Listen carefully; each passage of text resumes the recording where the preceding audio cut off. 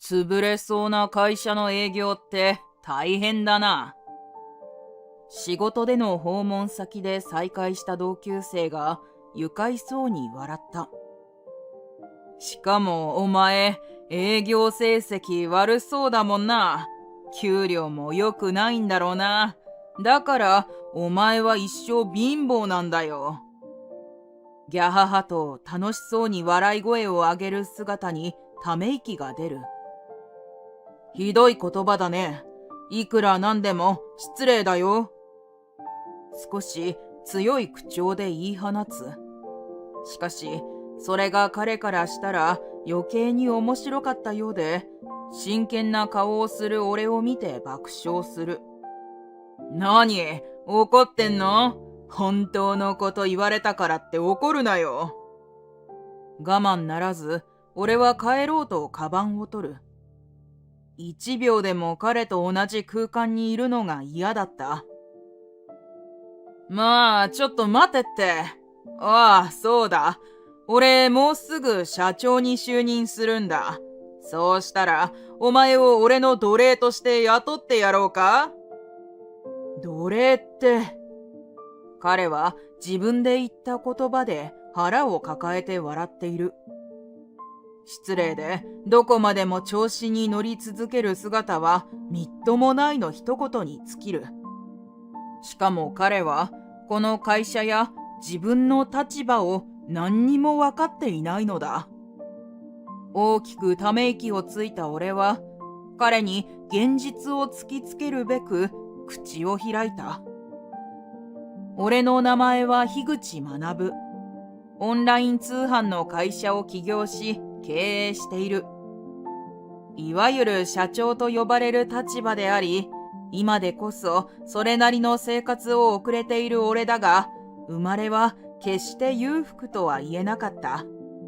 新しいゲーム機を買ってもらった記憶もなければ、家族で旅行に行ったこともない。おまけに幼い頃の俺は体が弱く、よく病院にかかっていたのだが、それも家族に余計な負担をかけていたと思う。また、体が弱かったせいで学校を休むことも多かった。特に小学生の頃は頻繁に休み、そのせいもあって学校にあまり馴染むことができなかった。クラスで浮いてしまい、同級生にバカにされることも。あいつ、貧乏でちゃんとご飯が食べられないんだぜ。だから病気になるんだ。そんな心ない言葉を浴びせられることもよくあった。おかげで学校に行くのが嫌だと感じることも多かった。それでも中学に上がった頃からは体調を崩すことも減り、高校に進学してようやく学校を楽しいと思うようになった。きっかけは部活だ。地元の公立高校に進学したのだが、そこで病弱でバカにされていた俺から変わろうと、一年発起して陸上部に入部した。今まで何の部活にも入らず、運動もあまりしてこなかった俺は、初めはしっかりやれるか心配だった。しかし、そこで俺の今までを理解してくれる仲間たちと出会うことができた。陸上部としては弱小校であったが、和気あいあいとした仲間意識の強い、とてもいい部だった。練習についていくのがやっとの俺を見捨てたり、バカにしたりすることなく応援し、支えてくれた。俺が社長を務めるオンライン通販の会社も、実はその時の部活仲間と起業した会社だ。高校卒業後、家計を支えるために地元企業に就職していた俺だったが、密かに会社を起こすことを夢見ていた。そのことを30歳を目の前に部活仲間と集まる機会があり、そこで語ったことがきっかけで、みんなで一緒に起業しようという話になったのだ。そして起業して十数年。今でも仲間たちと協力し合ってなんとかうまくやってこられている。そんなある日のこと、俺は仕事で服飾関係の会社へ用事があり、訪問することになっていた。受付で来社を告げ、応接室へ通される。失礼します。椅子に腰掛け、しばらく待っていると、同年代くらいの男性が軽い調子の挨拶とともに入ってきた。その相手を見た瞬間、脳裏に小中学校の嫌な記憶がフラッシュバックする。年をとって人相は変わっているはずなのに、一目で相手が誰なのか分かった。この男性の名は加藤明彦。小中学校の同級生だ。加藤は中学卒業後、地元を離れて私立の名門高校へ進学していたため、俺たちが会うのは中学の卒業式以来である。久しぶりの同級生との再会というわけだが、俺はあまりいい気分ではない。なぜなら加藤は小中学校で俺のことをバカにしてきた張本人なのだ。加藤は父親が会社の社長で金持ちであることをいつも自慢し、俺の家のことをバカにしていた。最新ゲームがいかに楽しいか、海外がどんなに魅力的な場所か、それを俺に語って聞かせ、最後に貧乏人には関係ない話かと笑うのだ。そういえばここの社長の名字は加藤だったか。そのことを思い出して目の前の加藤とつながる。加藤の父親が何の会社の社長なのかは知らなかったが、まさか仕事先で会うことになるとは思いもしなかった。ああ、どうも。加藤は俺だということに気づいていない様子でそっけなく会釈する。それに俺は立ち上がると、仕事で来たのだと自分に言い聞かせながら緊張の中で頭を下げた。樋口学です。よろしくお願いいたします。樋口学？加藤はいぶかしげに眉根を寄せ、俺の顔をまじまじと見つめてきた。そして次の瞬間、何かに気づいたようにパッと目を輝かせる。もしかして小中学校一緒だった？加藤は少しバカにしたように笑いながら言う。その雰囲気は本当に当時のままだった。それにしてもこんなにもすぐに思い出されるなんて思いもしなかった。俺なんて彼からしたら記憶にも残らないような存在だと思っていたのだが、むしろその方がありがたかった。話すのにも抵抗があったが、もう20年以上前のことだと思うようにして、俺は加藤に対して大人の対応をする。やっぱり加藤だったんだな。久しぶりだな。わかってたくせに、俺がこの会社の息子だってことは地元でも有名だしな。加藤は相変わらず自慢げに胸を張る。俺は今の今まで知らなかったのだが、加藤を避けて情報を入れていなかったので、単に俺が知らなかっただけの可能性もある。本当に有名かどうかわからなかったので、曖昧に笑ってごまかした。それにしても、お前は相変わらず貧乏くさいな。そんな安っぽい服で会社に来るなよ。あはは、そんなに安い服でもないんだけどね。まあ、貧乏のお前にしたら何でも高く感じるんだろうけど。昔のようにバカにし始める加藤に、大人になってもそんなことを言うのかと驚き、呆れる。人の性格というのはそう簡単に変わるものではないのだとつくづく感じる。それで、お前みたいなやつがうちの会社に何の用だ？加藤がニヤニヤと笑いながら聞いてきたので、俺もさっさと仕事の話に入ろうと思い、軽く首をかしげて聞き返す。担当の方からは何も聞いてないのかな？というか、担当の方は？なんか言ってたけど、聞き流してたわ。で、担当がちょっと用事で遅れるらしいから、代わりに俺が来てやったってわけよ。社長の息子として、社員のサポートはしてあげないとねと加藤は続ける。だが、本当にサポートしているのかは怪しいところだ。仕事の話を聞き流している時点でどうなのかと思ってしまうが、それを俺が指摘しても仕方がないので黙っておいた。で、何の用？今日はうちの会社の資料を持ってきたんだよ。俺がカバンから資料を取り出すと、加藤はそれをパッと奪うように取り、一別した。通販会社？お前こんなとこで働いてるんだ。何？営業してんの？いや、営業ってわけでもないんだけど、うちの会社を知ってもらいたくて。お前の会社なんて知りたくもないよ。こんな会社聞いたこともないしな。加藤は資料をチラチラと見ただけで、机の上に投げるように置く。まともに見ていないのは明らかだ。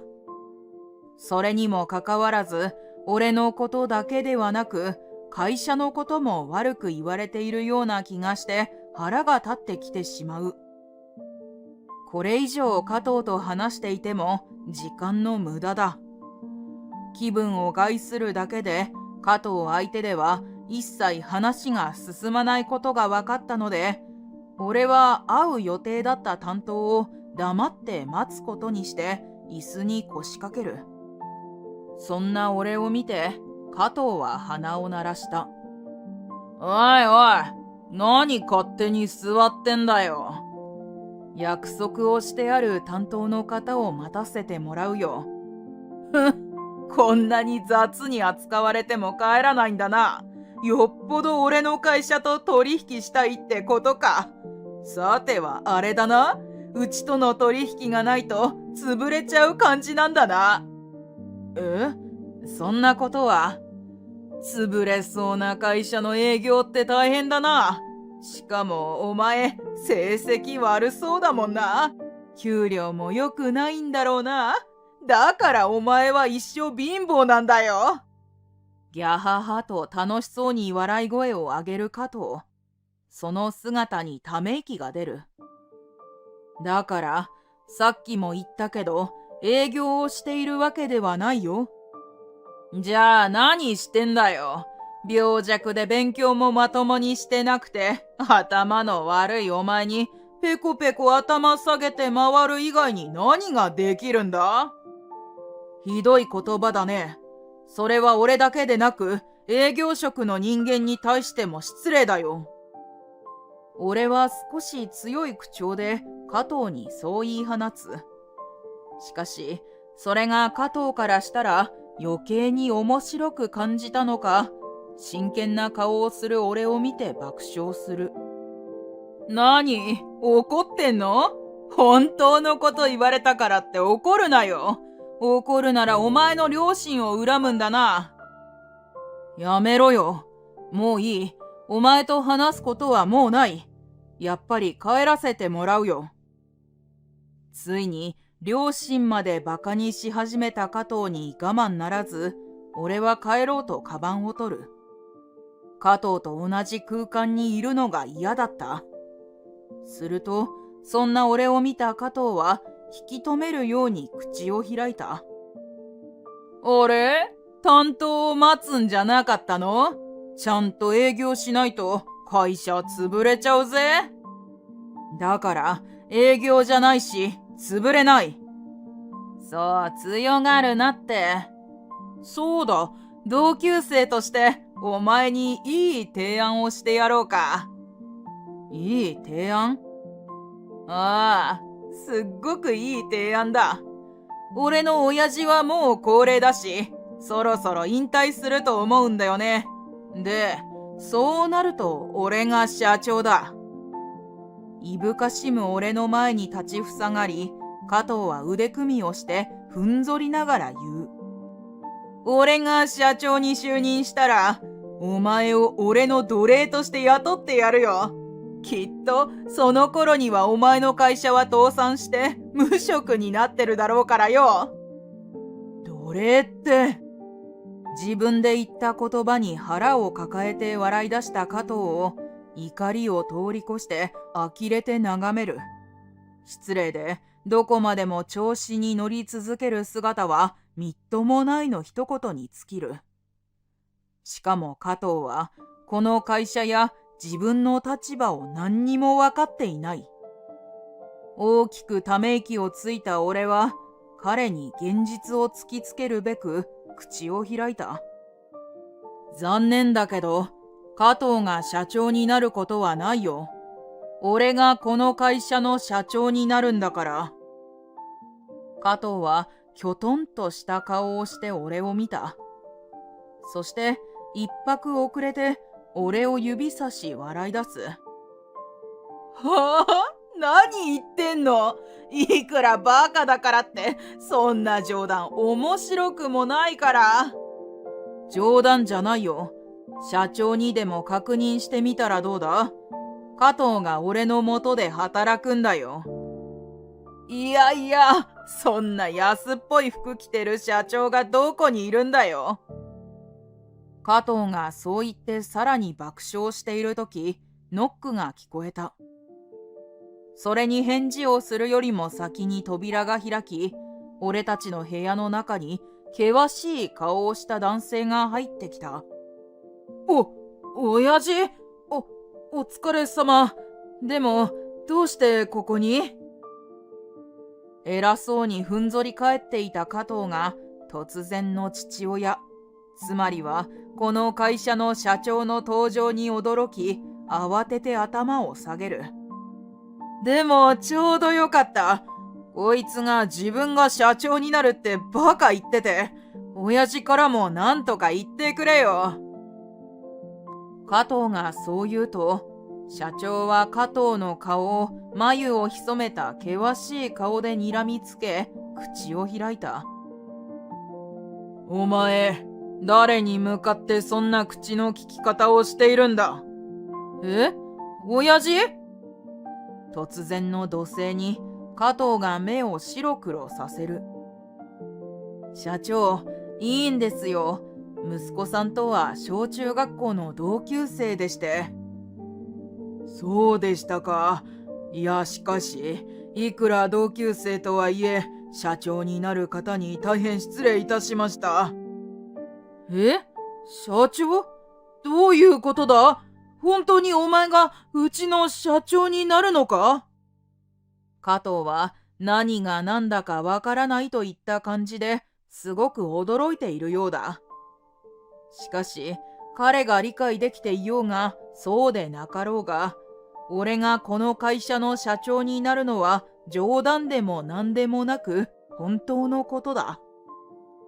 実はこの会社は近年売り上げが悪く、経営状態は下降の一途をたどっている。このままでは倒産してしまう。そう考えた社長が同じ地元でオンライン通販会社として成功している俺の会社に買収してくれないかとお願いしてきたのだ。今日は買収に向けてこの会社の担当者と下準備を進めることになっていた。俺が自分の会社の資料を持ってきていたのは営業でも何でもなく、俺の会社についても知ってもらおうと思っていただけだった。買収先がどんな会社か、より詳しく話した方が今後にとってもいいと考えたのだ。担当が遅れ、お待たせしてしまっていると聞き、挨拶に参ったのですが、まさかこのようなことになっていたとは。社長がぎろりと睨み、加藤に買収されることを告げ、この会社の社長が俺になることも説明された。そんな話、一回も言っていなかったじゃないか。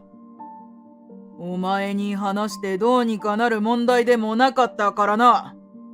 でも普通、次期社長である息子には話すもんだろう。ここに来る前に担当から何らかの話を聞いたというようなことを言っていたので、おそらくそこで説明を受けていたはずだが、相手が父親じゃなかったので本当に聞き流していたのだろう。そんな性格だから実の父親である社長にも信用してもらえず、買収について蚊帳の外に置かれてしまったに違いない。そんなの納得がいかない。そもそもこの会社は服飾関係の会社だ。こんな安っぽい服を着ているやつが社長だなんて取引先にもバカにされる。お前、そんなこともわからなかったのか。加藤が俺の服装をバカにした瞬間、社長の顔がこわばり、だんだんと真っ青になっていく。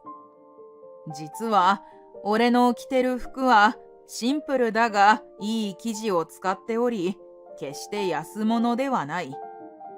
俺自身も服飾関係の会社に出向くのだからと、あえていいものを選んで着てきていたのだ。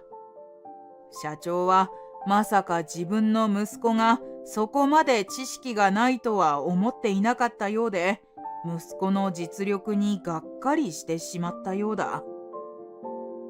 一体お前は今まで何を学んできたんだ。そんなんで次期社長になれると思っていたのか。そんなに怒らなくても、俺なりにしっかりやってきたつもりだ。社長に言い返すが、加藤の視線は泳いでしまっている。お前が会社に残れるよう学さんに頼むつもりでいたが、やめることにしよう。こんな一回のことで決めなくても。一度きちんと社員にも聞いて、お前のことは調べることにする。買収前にこの会社をきれいにしておかなければな。社長が加藤にそう告げると、加藤はがっくりとその場に崩れ落ちた。それから俺は社長に話し合いをしようと言われ、加藤を横目にその場から去った。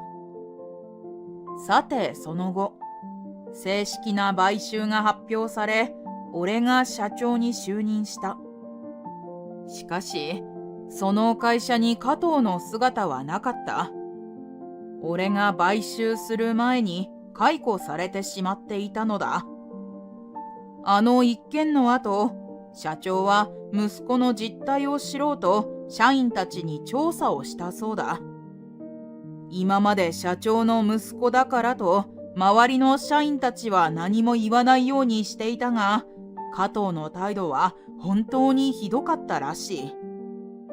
高圧的な態度で、俺は次期社長だからと威張っていたようだ。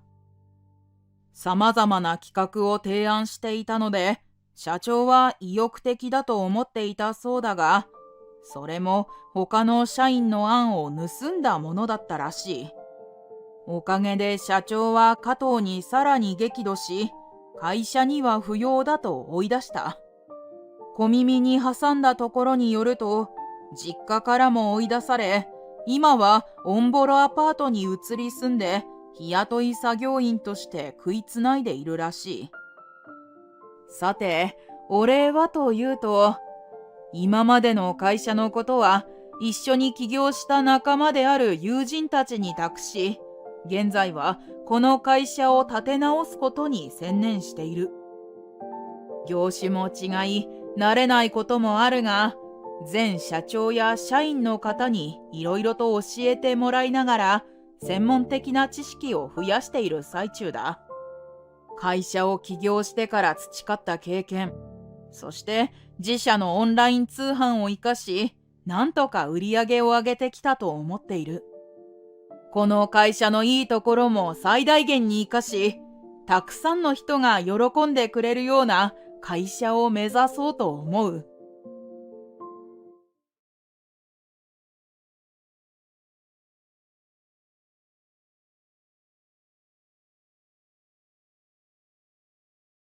高卒じゃ大した仕事にもつけてないんでしょうね。バーで偶然再会した同級生が俺の学歴を思い出して笑う。私の夫は大企業の課長なのよ。顔も良くて高学歴。大企業の課長だから年収は600万超えよ。高卒じゃ無理でしょうね。俺と比べたらかわいそうだよ。本当のことだとしても。けど、低学歴はかわいそうだな。バーでのんびり過ごしたいだけなのに、なんでこんなことを言われなくちゃいけないんだ。夫婦で暴言を吐いてくる二人に怒りで拳を固める。もしかして怒ってるの？私は事実を言ってるだけじゃない。言い返したいならどうぞ。俺の様子に気づいた同級生が挑発してくる。だが、俺はそれには乗らない。二人の下品で騒がしい声のせいで、他のお客さんにもチラチラと見られてしまっている。同じレベルの人間だと思われたくなかったので、さっさと帰ることにした。逃げ出したと嘲笑う二人に、最後の晩餐を楽しみなよ、とつぶやきながら。俺の名前は田中豊。会社で出会った舞子と結婚し、現在は二人で暮らしている。舞子と俺は共通の趣味があり、それを知ってからはすぐに仲良くなった。自分が片親育ちであることを打ち明けたのは結婚する直前だった。少し自分の中で気にしている部分でもあったので、なかなか結婚に踏み込めないでいたのだ。しかし舞子はそんなことは関係ないと力強く言ってくれた。舞子は誰に対しても優しく魅力的な女性だ。出会った頃から仕事に一生懸命だった俺をいつも応援してくれた。俺の仕事に対する思いは結婚した今も変わらず、舞子に寂しい思いをさせてしまう時もある。それでも舞子はいつも俺をそばで支えてくれている。そんな舞子に日頃の感謝を伝えるべく、今日はいつもより少しおしゃれな高級バーに来ている。あまりどこかに行くことも最近は少なくなっていたため、舞子はとても喜んでくれた。こんなおしゃれなバーに来るなんて久しぶりね。急にどうしたの？舞子は喜びながらも少し驚いているようだった。いつも仕事ばかりであまり舞子と出かけたりしていなかったから。そんなの気にしなくていいのに、仕事が大変なの分かっているから。申し訳なさそうにそういう俺を見て、舞子が笑顔でそう言ってくれた。それに俺も少し気持ちが楽になる。今日ばかりは仕事の話をしないでおこうと思っていたが、ふとした瞬間に最近の悩みを思い出してしまう。そんな俺の考え込んでいる様子が分かったのか、舞子も少し心配そうに俺を見た。何か悩んでいるの？今日くらいは考えなくてもいいんじゃない？そう言われて確かにそうだと思ったが、やっぱり考えてしまう。実は今、同じ会社に勤める人のことで問題があり、そのことで頭を痛めていた。現在、俺は人を育てる立場にもなり、部下の悩みなどを聞くこともある。部下が働きやすい環境を作りたいと思うが、俺だけが考えてもうまくいくことではない。それでどうしたらよいのかと悩んでいたのだ。昔から人一倍考え込んでしまう癖があり、少し気にすると何日もそのことで頭がいっぱいになってしまう。そんな俺の性格も分かって、舞子はいつもそばで見守ってくれているのだ。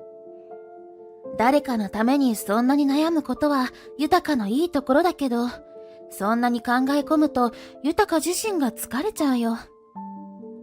心配そうに俺を見る舞子の顔を見て、俺もしっかりしないといけないと感じる。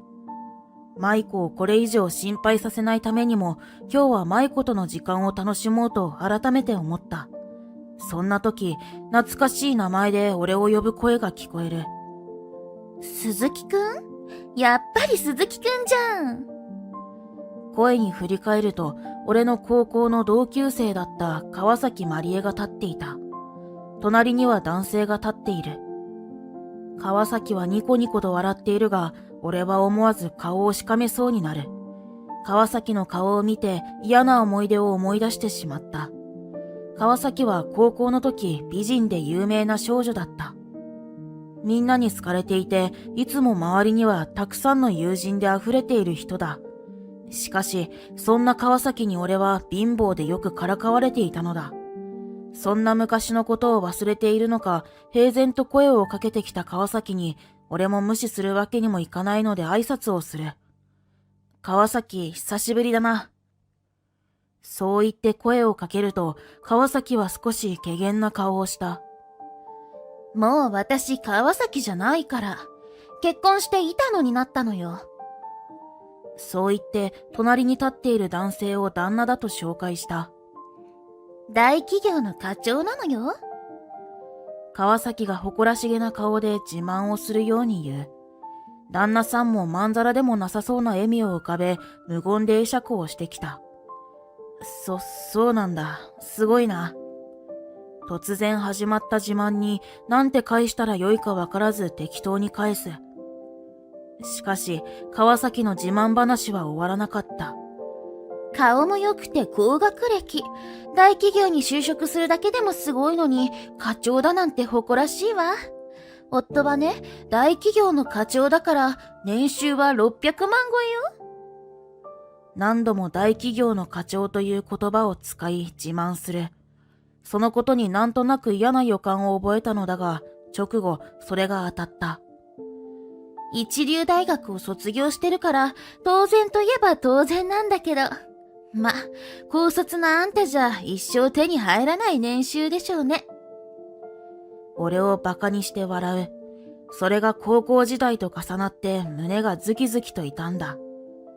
ちらりと隣を見れば、舞子は眉根を寄せていた。よく俺が高卒だって覚えてたね。そりゃそうよ。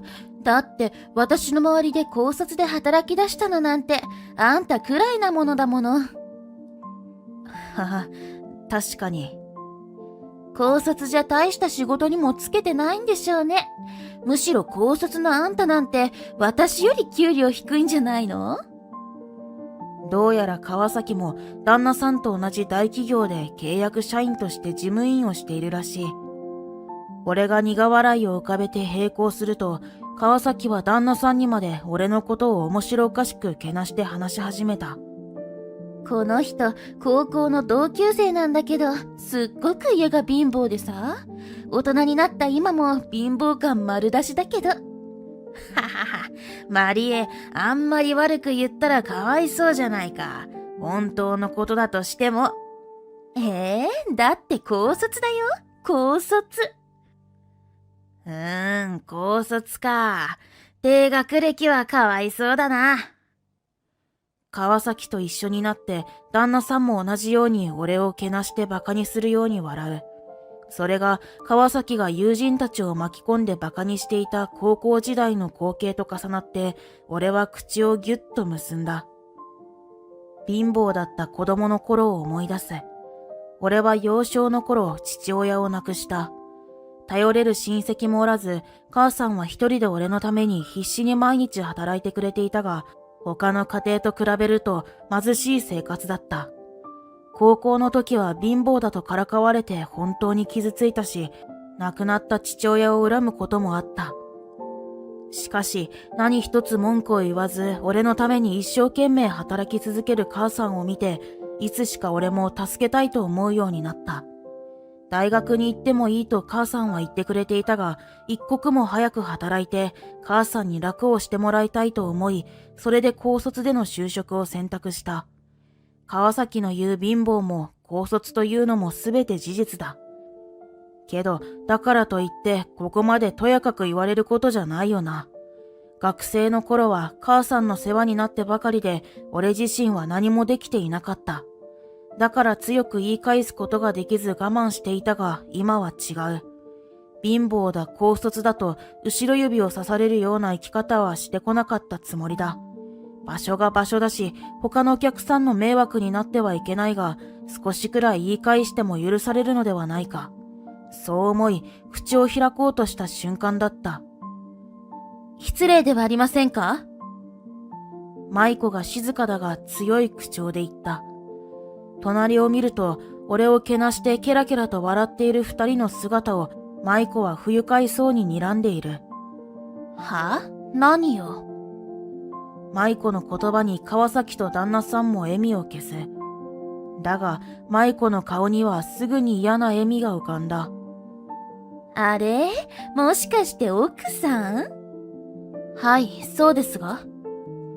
貧乏でも結婚できたんだ。ねえねえ、なんでこんな貧乏男と結婚したんですか？女なら貧乏男より金持ち選んで楽をして生きたくないんですか？生活にも困っていませんし、金持ちとか貧乏とかで選んでいませんので。きっぱりそう言い放つ。舞子は手をぐっと握り怒りを抑えている様子だった。川崎はその態度が気に入らなかったのか、ますます絡んでくる。あなたが働いて養ってあげてるんでしょうね。かわいそうに。男見る目ないんですね。そう言ってケラケラと笑いバカにする川崎に旦那さんも続ける。だっせ、ひも男かよ。男として恥ずかしいとか思わないの？初対面の人をよくもこんなにバカにできるなと驚いてしまうほどだ。結局は似た者同士で結婚したのだろうと呆れてしまう。二人の下品で騒がしい声のせいで他のお客さんにもチラチラと見られてしまっていた。もうこの二人と話していても無駄だと思った俺は帰ろうと舞子を見たが、舞子は相当ご立腹で今にも怒鳴り出しそうな雰囲気だ。ちょっと、あなたたち。言いかける舞子を俺は慌てて止める。舞子、もういいんだよ。相手にしてるだけ無駄だ。帰ろう。でも、勝手に決めつけて好き放題言っているのよ。止める俺に舞子は納得がいっていないようだ。舞子がいつもまっすぐで俺をかばおうとしてくれていることが嬉しかった。勝手に決めつけるっていうか、事実じゃない？言い返したいならどうぞ。川崎がますます煽るようなことを言ってくる。舞子は納得のいかない様子だったが、このままではお店の迷惑になると思い、なんとか舞子をなだめて店を出ることに。荷物をまとめ素早く会計を済ませる。そして店を出る寸前、俺は後ろを振り返って川崎を見た。川崎とその旦那さんがまだ調子を浮かべて見ていた。そんな二人に短く告げる。君たち二人ともクビね。はあ？あんた何言って。うわぁ、怖い怖い。爆笑する二人の声を聞きながらお店を後にした。その翌日、俺が会社で仕事をしていると部屋の扉をノックする人物がいた。ある人たちに自分の部屋へ来るよう連絡を入れていた俺はすぐさま入るように促す。すると、失礼しますという少し緊張した声とともに男女が入ってきた。なんであんたが社長室に？部屋に入ってきたのは川崎と旦那さんだ。二人は部屋に入るなり、俺の顔を見てすごく驚いた顔をしていた。なんでって、俺がこの会社の社長だからだよ。そう、実は俺は二人が勤める会社の社長なのだ。しかし二人は俺の言葉を全く信じていない様子だ。はあ？何言ってんの？茶番もいい加減にして。お前、こんなことして許されると思ってるのか？お前のおふざけに付き合わせるな。さっさと出ろよ。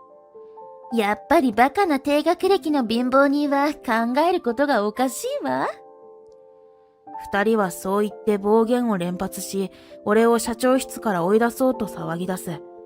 その姿があまりにも滑稽で思わず苦笑してしまう。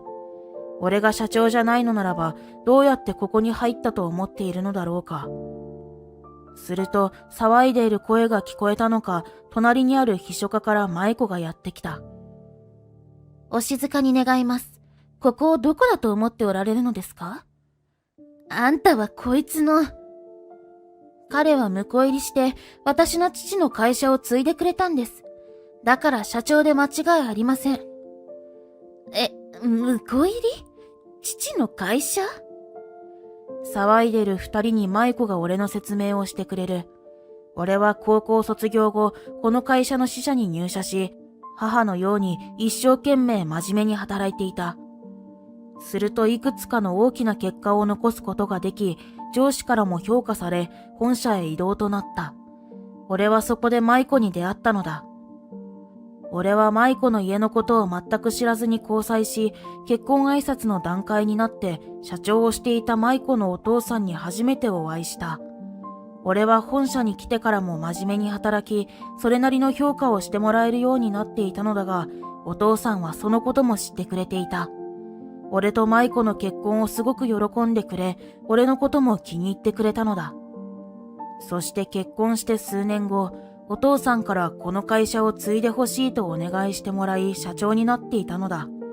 秘書課に異動した舞子にも支えてもらい、社長として会社のために働いている。自分たちが勤めている会社の社長の顔も知らないとは、呆れてしまいますね。舞子がため息混じりに言う。全くもってその通りだ。いくら1万人の大企業だとはいえ、社長の顔くらいは知っていて当然だと思うのだが。しかし二人はこの話を聞いてもまだ疑っているようだった。いくら社長令嬢と結婚したといえ、高卒のあんたが社長になれるわけないじゃない。そんな作り話、信じられるわけないじゃないか。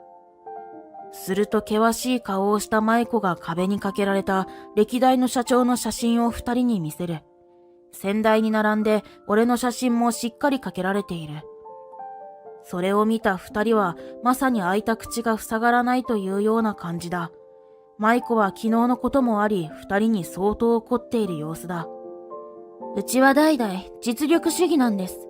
高卒とか一流大学とか関係なく、仕事への取り組み方や成績を重視しています。舞子の言っていることは本当にその通りだった。俺も舞子との結婚の話をお父さんにした際、高卒であることを打ち明けた。確かに学歴も人間を判断するには必要かもしれない。だけど社長である人間は、そんなことだけで判断してはいけないと思っているんだ。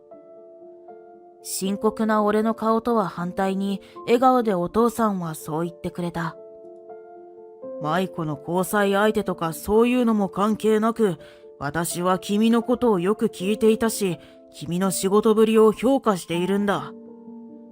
きっぱりとそう言ってもらい、すごく嬉しかったことを思い出す。そんな会社の方針もあり、高卒の俺が社長になっても文句を言ってくる役員も一人もいなかった。ようやく俺が社長であることを信じたのか、川崎たちにさっきまでの騒がしさはなくなっていた。すみませんでした。お願いします。許してください。何も知らなかったんです。すみませんでした。今までの態度からは考えられないほどの態度で平謝りしてきた。俺はただ妻に話を合わせていただけで、そもそも関係ないですよね。ついには旦那さんは川崎に罪をなすりつけようと言い訳まで始める。はぁ？何それ？